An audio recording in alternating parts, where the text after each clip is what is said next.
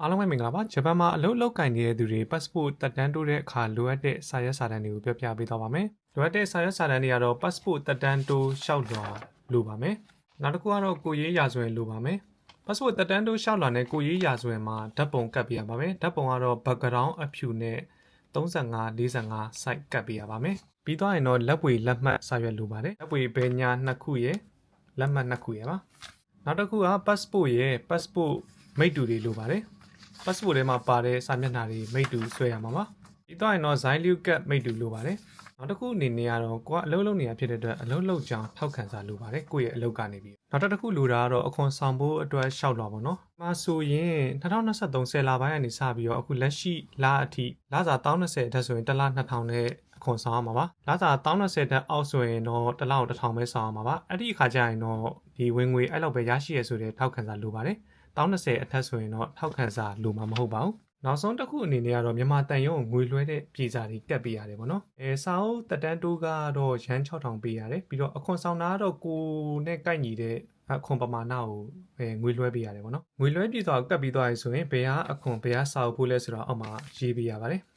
ပြီးတော့အဲ့တော့နာမည်ရယ် passport နံပါတ်ရယ်ဒီနေရာမှာရေးပေးပါအဲ့ဒါဆိုရင်လိုအပ်တဲ့စာရွက်စာတမ်းတွေကတော့လောက်ပါပဲအဲ့စာရွက်စာတမ်းတွေကိုဘယ်ကနေယူမလဲဆိုတာဆက်ပြီးတော့ပြောပြပေးသွားပါမယ် Google မှာမြန်မာ Embassy Tokyo လို့ရှာလိုက်ပါ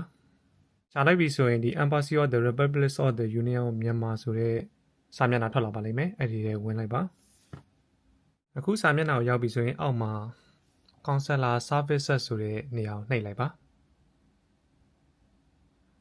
နှိပ်လိုက်ပြီးအောက်ကိုနည်းနည်းဆွဲချလိုက်မယ်ဆိုရင်ဒါ passport တက်တန်းတိုးတာနဲ့ပတ်သက်ပြီးတော့ပြီးတော့မြန်မာနိုင်ငံသားတွေအတွက်ဒီအမျိုးမျိုးပေါ့နော်ဝန်ဆောင်မှုနဲ့ပတ်သက်ပြီးတော့ဒီမှာရေးထားပါတယ်ဒီနေရာမှာအမျိုးမျိုးရှိရပေါ့နော်အလုံးလောက်ကင်နေတဲ့သူတွေအတွက်တက်တန်းတိုးတဲ့နေရာဒီတော့အသေးစိတ်ကိုဖွင့်လိုက်မယ်ဆိုရင်ဒါလိုအပ်တဲ့စာရွက်စာတမ်းတွေဒီမှာအသေးစိတ်ရေးထားပါတယ်ပြီးတော့ရင်တော့ရှောက်လွှာပေါ့နော်ရှောက်လွှာဒီနေရာမှာဒါတက်တန်းတိုးရှောက်လွှာယူခြင်းဒီကနေယူလို့ရပါတယ်နောက်တစ်ခုလိုတာကကိုရေးရာဆိုရင် PDF လိုချင်ဒီကနေယူပါဒါကကိုရေးရာဆိုရင် PDF ပါနောက်တစ်ခုကလက်ဝေပုံစံကနံပါတ်7လက်ဝေပုံစံကိုယူပါဒါကတော့လက်ဝေပုံစံဖြစ်ပါတယ်အခွန်နဲ့ပတ်သက်တဲ့စာရွက်စာတမ်းတွေကကြတော့အနောက်ကိုပြန်ထွက်လိုက်ပါအနောက်ကိုပြန်ထွက်ပြီးတော့ test information ကိုနှိပ်လိုက်ပါ test information မှာအခွန်လျှောက်လွှာ PDF ရှိပါတယ်ဒါအခွန်လျှောက်လွှာအတွက်ဖြည့်ရမယ့် form မှာအခွန်နဲ့ပတ်သက်တဲ့အသေးစိတ်သိချင်တဲ့အခါဒီနေရာမှာဖတ်ပါမြန်မာတန်ရုံးရဲ့ငွေလွှဲအချက်လက်တွေကတော့ဒီအသေးစိတ်ဖတ်ရင်လည်းမှာဝင်ကြည့်လို့ရတယ်ပေါ့နော်အောက်မှာဒီဘဏ်နဲ့ပတ်သက်တဲ့အချက်လက်တွေရေးထားပါတယ်လိုအပ်တဲ့စာရွက်စာတမ်းယူပုံကတော့ဒီလောက်ပါပဲကျွန်တော်ဒီနေ့ကစာတိုက်ကနေရှောက်မှာဖြစ်တဲ့ကြောင့်မို့လို့ဒီ letter ပတ်ခု plus 600ဆိုတဲ့စာအိတ်2အိတ်လိုပါတယ်တအိတ်ကဒီကနေတန်ရုံးကိုပို့ဖို့ရယ်နောက်တအိတ်ကကျတော့ passport အသစ်ရတဲ့အခါတန်ရုံးကနေဒီကိုပြန်လာဖို့ရယ်2အိတ်လိုပါတယ်ဒီစာအိတ်တွေကိုတော့ convenience store မှာ letter ပတ်ခု plus လို့ပြောပြီးအလွယ်တကူဝယ်လို့ရပါတယ်တအိတ်ကိုရန်600ပေးရပါတယ်ဒါကတော့မြန်မာတန်ရုံးကနေ passport အသစ်ရတဲ့အခါကိုယ့်စီကိုပြန်ပို့မဲ့စာအိတ်ပါဒီနေရာမှာ from မှာဒီတိုကျိုမြန်မာတန်ရုံးရဲ့လိပ်စာကိုပြပြရပါမယ်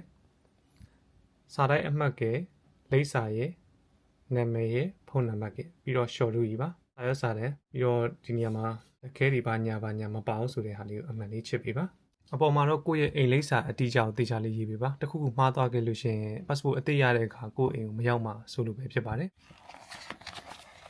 ဒါတော့ site ထဲမှာဖြစ်တဲ့အတွက်ကြောင့်မလို့ခောက်လိုက်ပါနဲ့